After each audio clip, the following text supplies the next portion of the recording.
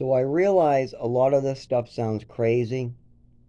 I realize a lot of it is dark, really hard to hear. But keep in mind, it's even harder to live it. It's even darker to live it, and it's even crazier to have to live it. It's even crazier when people hear about it and do nothing. So just keep that in mind. Now I'm going to continue with some good stuff, as well as correcting an error. I think one of my other videos, I used the word high school, and it's actually before and after high school, and I'll get into that. So there's a girl that I grew up with. She's a redhead, small little thing, same age as me. We'll call her G. She's used to be K's girlfriend when I was homeless in Lowell in my 20s. But I knew her way before that. And what's kind of funny is God works in mysterious ways. This is not the most clear example of that, but he has a messed up sense of humor. I've seen it for myself. It just, God has a sense of humor and it's messed up. But and he works in mysterious ways as well. If you open up your eyes and look for these signs, they will be clear to you after a while.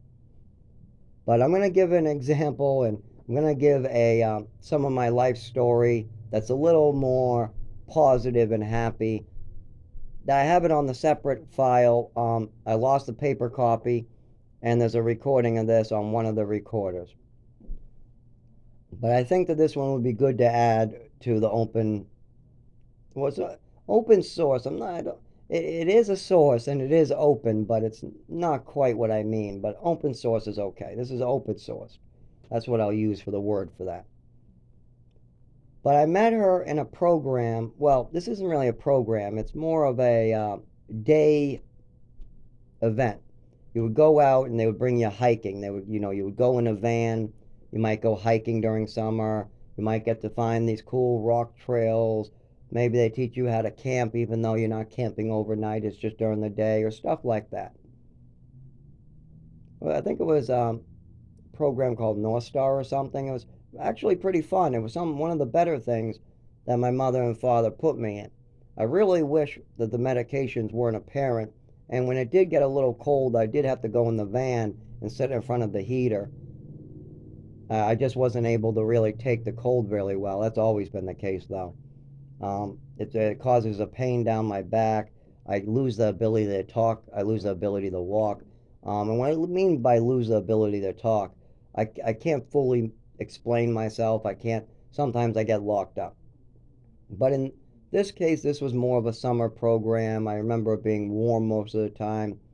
There were times where it was cold and I just had to bear through it too.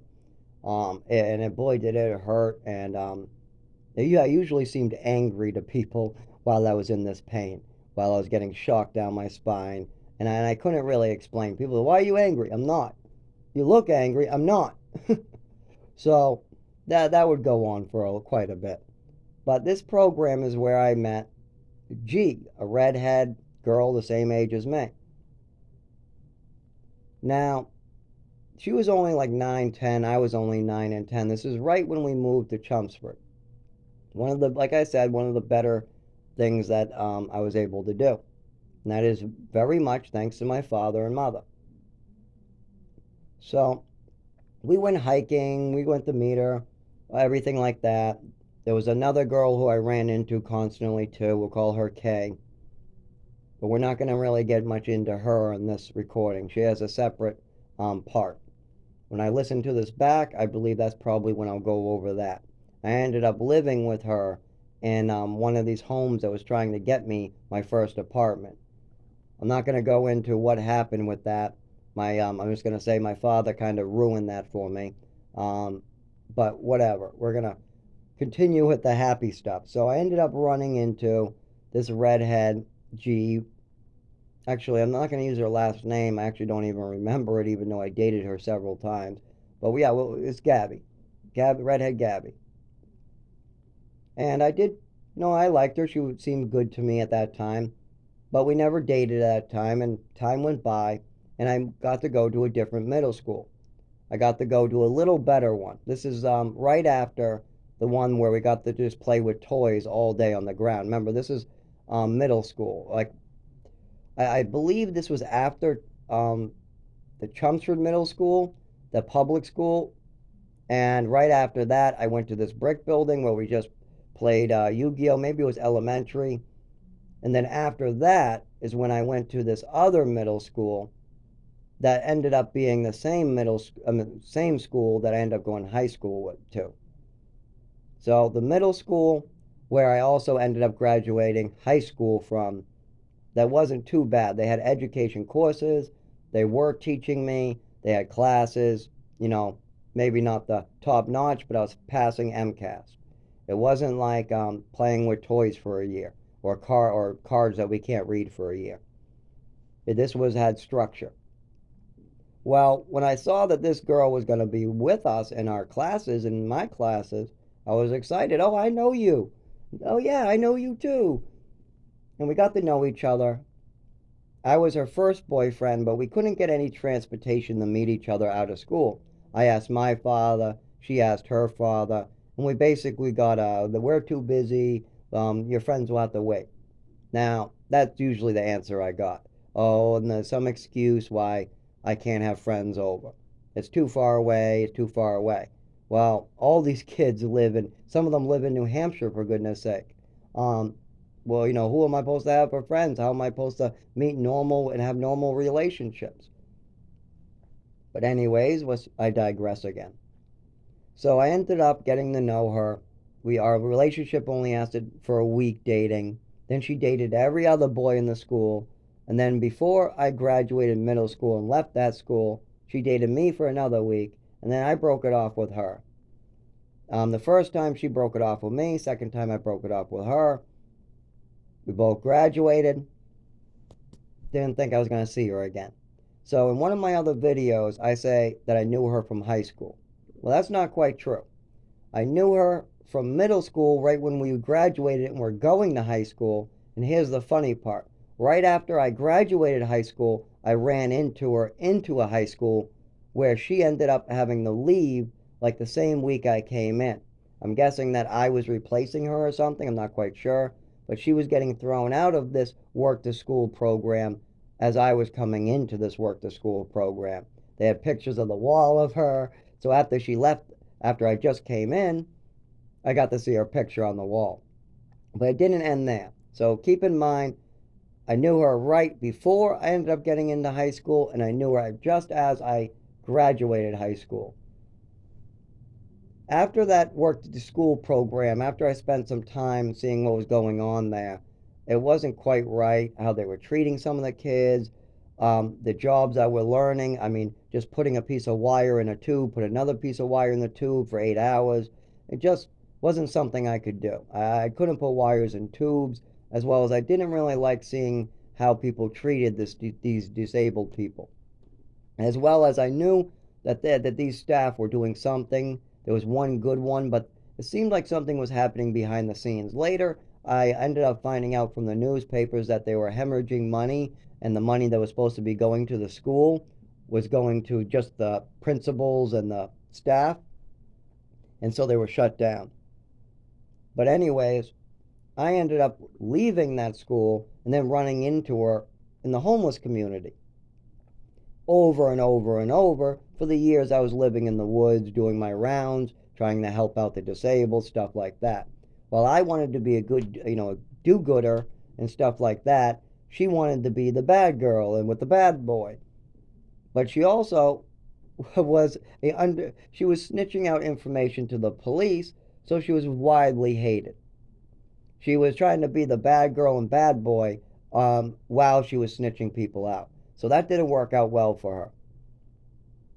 Well, she got involved in, there was a guy named Jay who got his head beat in. He needed a metal plate. His back was broken and it was just blood everywhere. It was terrible. And her boyfriend was the one who did it. And she, I guess, was in a fight with her boyfriend. And she wanted me to go up and write a report. I thought that writing a report was good enough, but I really didn't want anybody seeing me because I know what happens to people who do that. So, yeah, I'll write a truthful report, but I'm also going to ask your boyfriend if it's okay if I just tell them the truth if they come up and ask me. And I did that, and he's like, I don't give a, you do what you got to do.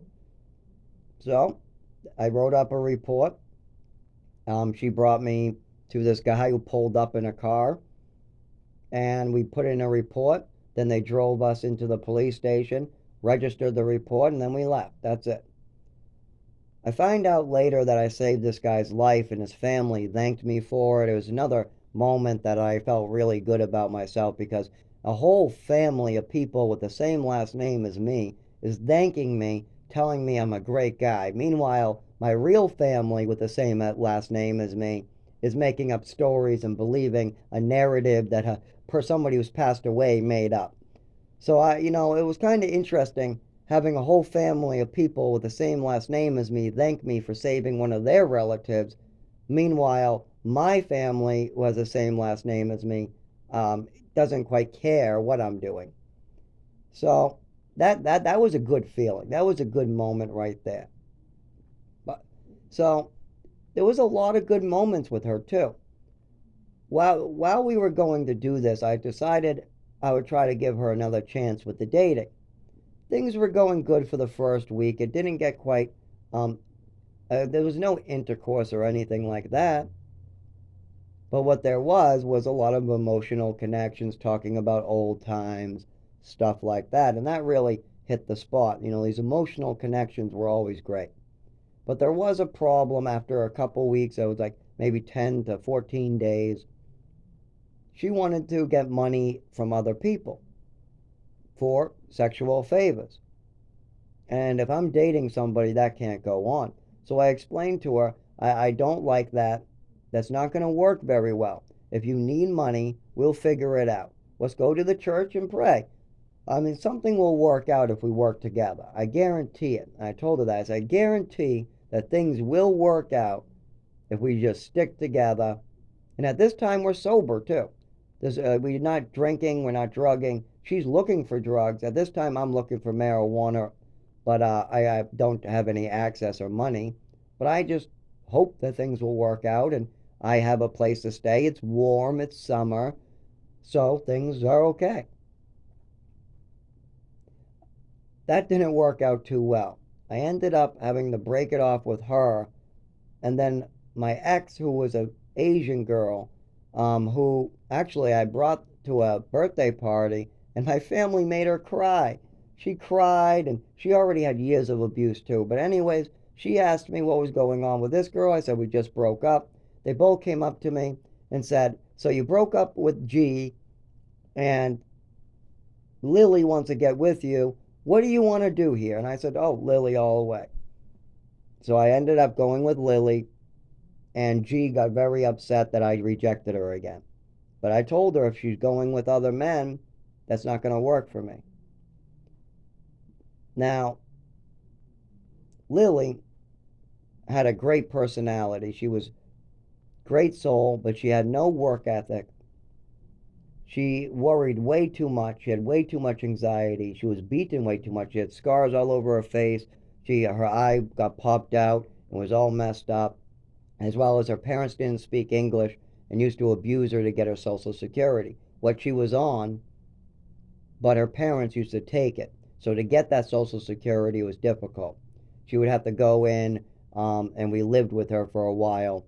But this was when I lived with her parents. It was before we left, because she ended up Lily ended up having a mental breakdown, because she also cheated on me with somebody in a shower, one of my friends that we stayed with. I got her a place to stay, a good person. This isn't a creep. This isn't some weirdo. No, this is just a regular guy who plays video games, who's trying to find a job and happens to have a $300 apartment. A studio, really small, but he said we could spend the night. Well, he asked if she could do all these things in the hallway. I overheard this, and they went to the shower together. When they came back, I was just about to speak to them when the management came in, and they said, she has to go. She can't be doing anything in the shower. I said, what? And I already kind of knew this. At this point, she looked at me and said, we don't got a problem with you, but we'd like you to leave too. Said it very nicely to me. I said, okay. So I grabbed my bag. She grabbed her stuff and we left. On the way out, I said, Lily, this is what we're going to do about you cheating on me.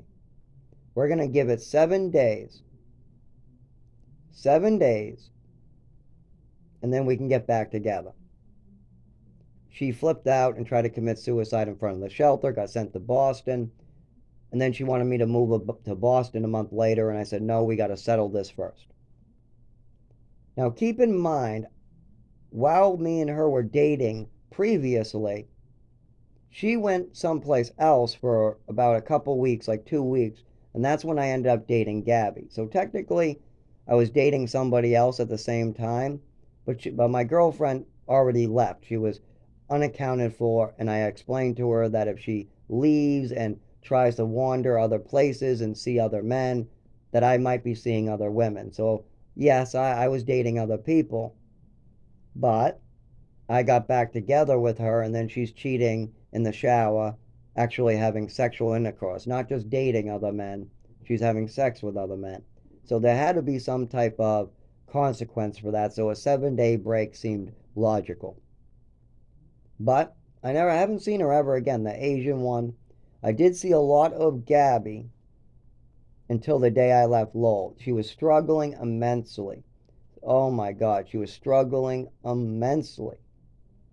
Living in back of a Target or something in a tent, and I guess the police allowed it. I'm not quite sure how she got away with that because she called me and texted me every so often to come by. I would come by. She would just ask me for money, and I would say, "Is that all you're looking for?" And she would say, "Yes," and I would walk away. I would say, "If you want friendship or if you want to talk, I'm here. If it's just money, I'm sorry, I gotta go. I don't have any money." And I didn't. I'm not rich. I don't have money like that. I can't be used like that constantly. But I had a lot of good memories of that summer. These girls were pretty good. The parents were pretty good. The parents got me a job welding. That was an interesting experience. I never got paid for it, but I still learned skills on how to weld. The only thing I wish is I learned how to set the welding machine. They used to set the welding machine for me. And none of them, my trainer didn't even speak English, by the way. He spoke no English whatsoever. He would just come over, show me something with his hands, and then I would take over. And that's how I learned how to weld.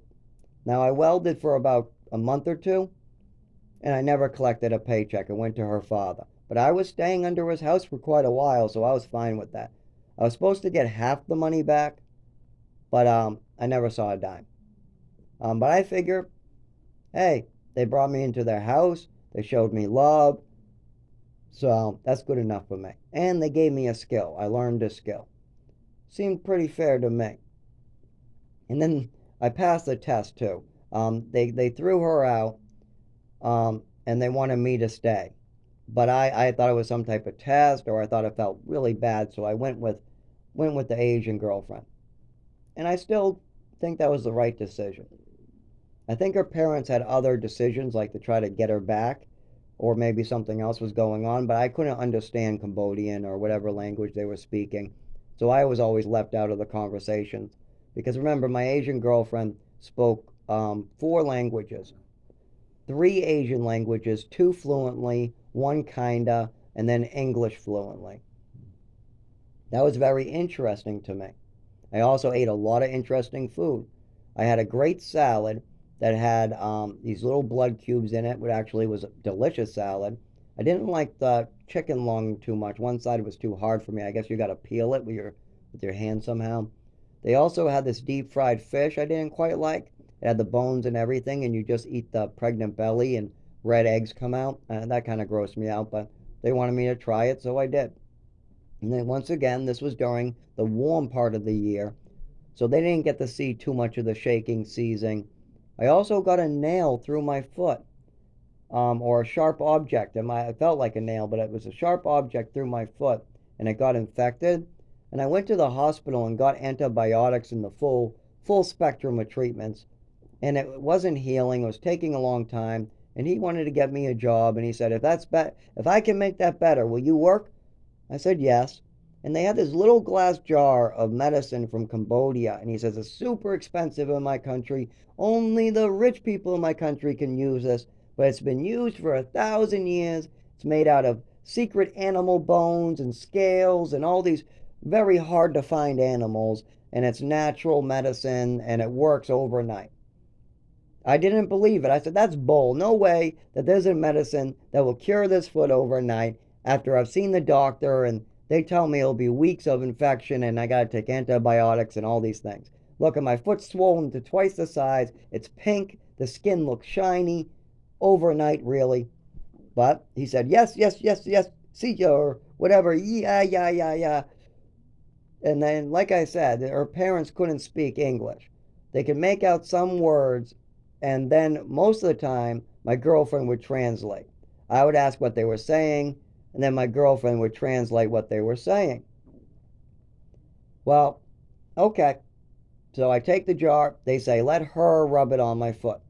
Rub it on the foot very gently. Rub it all over into the skin. Then let it sit. And don't use too much because this is super hard to get. Super, super expensive, super hard to get medicine. I said, okay.